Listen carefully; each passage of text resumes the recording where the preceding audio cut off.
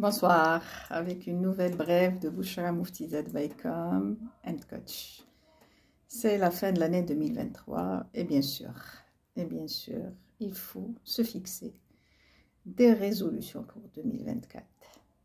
Mais avant de passer aux résolutions 2024, il faut d'abord faire un bilan de 2023 et il faut voir quelles sont les choses qui ont été faites, quelles sont les choses qui n'ont pas été faites. Pourquoi elles n'ont pas été faites? C'est très très important de savoir la raison ou les raisons pour lesquelles on n'a pas réussi à atteindre tous nos objectifs 2023.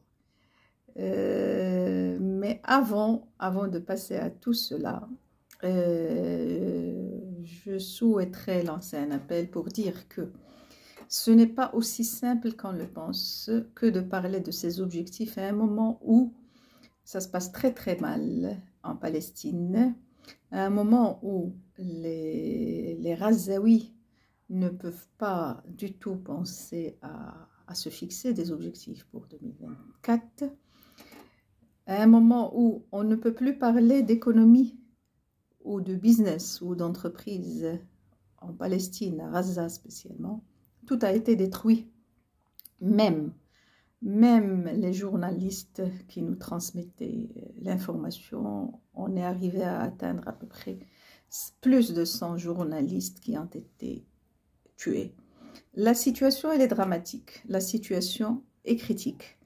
Mais malgré tout, on doit rester optimiste et on doit travailler. On doit travailler pour pouvoir ne serait-ce que d'informer sur ce qui se passe dans ce pays, ne serait-ce que pour pouvoir donner une lueur d'espoir à ces gens-là, ne serait-ce que pour pouvoir collecter des fonds pour les aider à reconstruire en cas, lorsqu'on va démarrer la reconstruction de Gaza. Donc, restons optimistes, restons sur une note optimiste, soyons positifs. Donc, je reviens pour dire que avant de mettre en place des résolutions 2024 ou de se fixer des objectifs 2024, il faut évaluer ce qu'on a fait pendant 2023. L'année n'était pas simple, n'était pas facile. C'est une année très, très, très difficile. Mais en même temps, il faut voir pourquoi on n'a pas réussi à atteindre nos objectifs.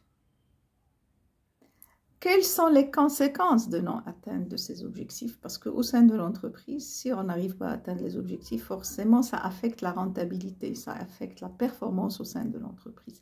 Ça affecte aussi l'humain au sein de l'entreprise. Parce que si l'entreprise est là, une santé saine, forcément, les collaborateurs vont être bien. Donc, on évalue, on fait un diagnostic. Et en même temps, on doit faire un diagnostic pour nous-mêmes, en tant que personne qui travaille dans cette entreprise. Et aussi, en tant que personne, on doit faire un diagnostic de notre vie privée, de notre vie personnelle. Pour pouvoir, par la suite, s'il y a des objectifs à reconduire en 2024, on doit les reconduire. Et on doit surtout ajuster ces objectifs-là pour qu'ils puissent se réaliser en 2024. Les personnes qui travaillent dans l'entreprise ne peuvent se fixer des objectifs qu'en fonction de la stratégie globale de l'entreprise et en fonction de la taille de l'entreprise. Si je suis face à un manager, leader, la réalisation des objectifs de son entité est liée ou est étroitement liée à la réalisation des objectifs qui ont été fixés par l'équipe. Et du coup, il faut absolument que les objectifs 2024 soient liés aux objectifs de l'équipe et il faut mettre en place des objectifs collectifs. Et à partir de ces objectifs collectifs, on peut décliner pour mettre en place des objectifs personnels. Donc, je me focalise sur les leaders pour dire que on doit capitaliser sur l'existant pour reconduire certains objectifs. On doit mettre en place de nouveaux objectifs. en respectant bien sûr la méthode SMART. Les objectifs doivent être spécifiques, qui veut dire précis, spécifique en anglais, précis. Ils doivent être réalistes, réalisables, ils doivent être mesurables et ils doivent être définis dans le temps. Donc, on doit se fixer des objectifs selon la méthode SMART et on doit impliquer l'équipe de collaborateurs dans la mise en place de ces objectifs globaux, décliner en objectifs personnels. Et pour pouvoir réaliser tout ça, il faut aussi travailler sur les valeurs. Et on peut se fixer comme objectif de renforcer la culture de l'entreprise, de renforcer la culture, les valeurs de l'entreprise, parce que c'est ces valeurs-là qui vont permettre de créer une certaine cohésion et qui vont nous permettre au niveau de notre équipe de réaliser les objectifs qu'on se fixe. Un autre objectif qu'on peut se fixer pour 2024, il peut être en relation avec le développement du réseautage. Beaucoup de digitalisation, ça se passe très très rapidement, ça va très très vite l'évolution pratiquement de la digitalisation et c'est très important de développer son réseautage à travers les réseaux sociaux, à travers ce moyen actuellement qui est devenu une nécessité. Ça peut être le troisième objectif qu'on peut se fixer.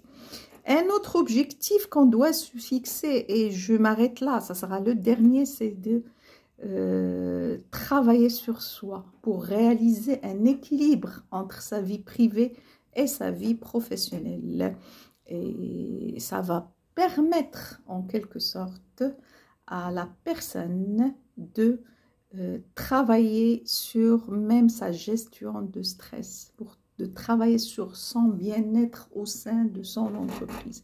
Et si moi j'ai un manager leader qui est à l'aise, qui a un bien-être au sein de son entreprise, forcément il va inculquer ça ou il doit inculquer ça à ses collaborateurs pour qu'il y ait un équilibre entre le bien-être au sein de l'entreprise et aussi la performance au sein de l'entreprise.